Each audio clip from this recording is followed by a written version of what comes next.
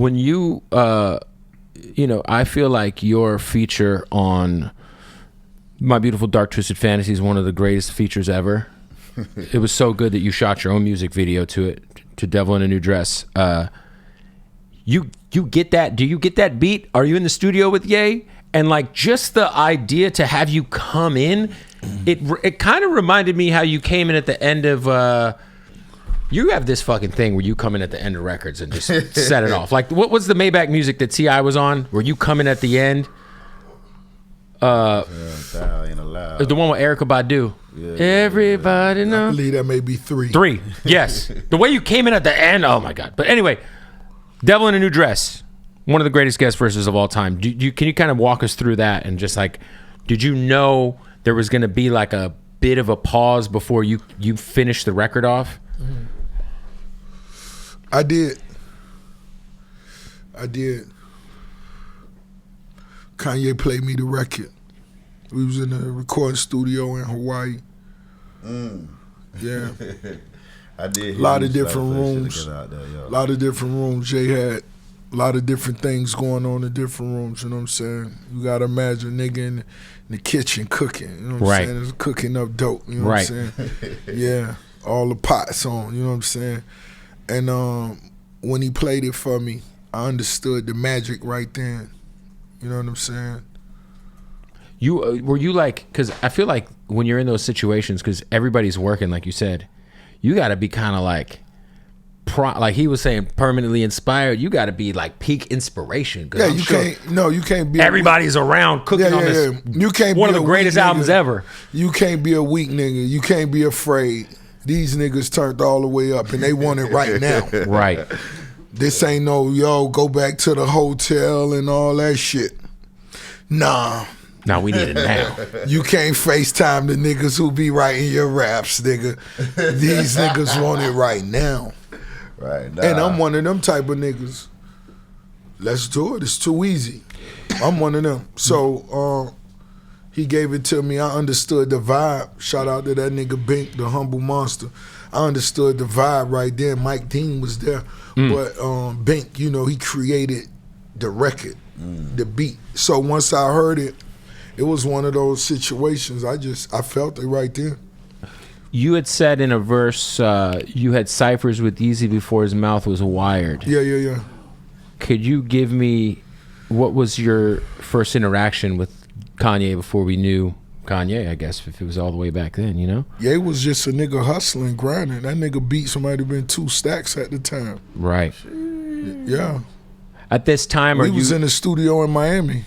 Because this is prior to Port of Miami, obviously. This is before my album, of course. Yeah. So when I said that in the verse, that's what I was referring to. Got it. That's something that I knew he would understand.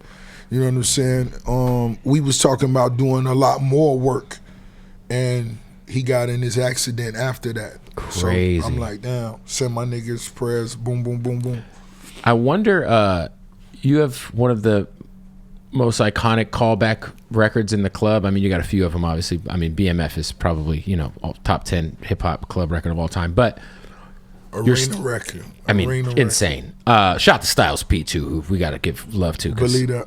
A lot of times his verse doesn't get played because it's a long song. Your Kobe line on Stay Schemin'. Such an iconic line. Did you ever see Kobe after that? Did Kobe ever acknowledge like that he had heard that? Because I know you've been courtside. You're around. I don't remember. But Kobe always was a cool nigga. Yeah. And I'm sure if I did bump into him, he would have knew what the vibe was. He would have knew that was a nigga speaking for all niggas in that situation. You know what I'm saying? It wasn't an attack on bruh at all. It was just one of them things. This for all niggas. You know what I'm saying? That's something all niggas still apply, and that's why in the venues right now, they still go crazy. You wasn't with me shooting in the gym. Oh my God. That was just for real niggas everywhere. 100%. Yeah. Tour just wrapped up. You got a new song out. Is there gonna be a mixtape coming? You just doing the single thing? Doing the EP, EP coming on the project. Yeah. Ross, new album's on the way. Rose, I'm most definitely cooking up. Maybach Music, we turned all the way up. The car show, June 7th. Get your tickets. This is right at your now. house Rick still? Ross, this at the Promised Land. Yeah. How? I mean, you. That ain't just a regular house. No, I know. Let's not confuse the kids. I know, but this is your estate. This is Right. where you rest your head. Right. This is at the crib, 55,000 square feet mansion on 300 plus acres. I'm opening the gates. Get your tickets, RickRossCarShow.com, because it's gonna be crazy. What is the drawback though about having shit at your house? Like, you know, Ain't no drawback. nothing, because you don't got to rent a venue, right? You just No, probably gotta it get ain't, some no, permits. it ain't even about that. It ain't even about the venue. It's what make it, to me, what make my shit special. It's not in the venue. When I go places and you in some shit and you Right. looking at cars, I want to be outdoors. I want to be free. I'm an outdoorsman. I love horses and buffaloes and shit like that. I'm a cowboy. And pears. On the low. That's why I bought the mansion in Houston, because I'm really a cowboy. It's 10% cowboy in me. But I want to be outdoors. I want to look at the cars, eat the food, do what I do, vibe, and be outdoors. It's nothing like that. It's not. Shout out to Craig Jackson. I just had a FaceTime with Craig Jackson, Barrett Jackson, through my homie 57 Barrett Jackson Freddie, is insane, 2-3 yeah. days ago. Yeah, but I want to be outdoors. To me, that's what make my Can you ride a situation horse? unique. Of course, Rose can ride a horse. Nice. What you mean?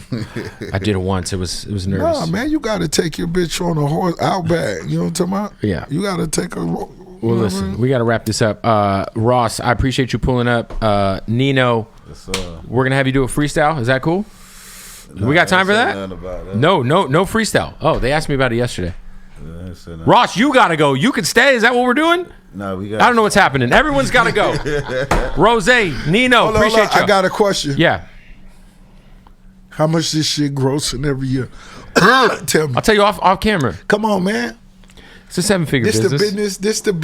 the business part of the interview. Between like the I'm radio proud show of you. podcast. I love it. Yeah, we're doing well. No, let me tell you, I love it. Thank you, brother. Everything's going well, No, man. You're a solid dude. Thank you, brother. Been solid. Thank you, man. This ain't just new. For anybody that's just starting to watch, I've been knowing them many years earlier in my coming up. Yeah, you knew me when I was always a been runt in solid. Las Vegas. Nah, nigga, you always At been KVEG. solid. I fuck with you. Back in the day. And I'm proud of you. You know know, what I'm saying? he was supposed to be my first radio interview ever after Triller came out, and the afternoon jock at the station at the time in Phoenix hated and took it from me because I was just doing weekends. They was supposed to. You was a it was little at a nigga. Virgin. You were running around with Brian Sampson at Def Jam back in the day.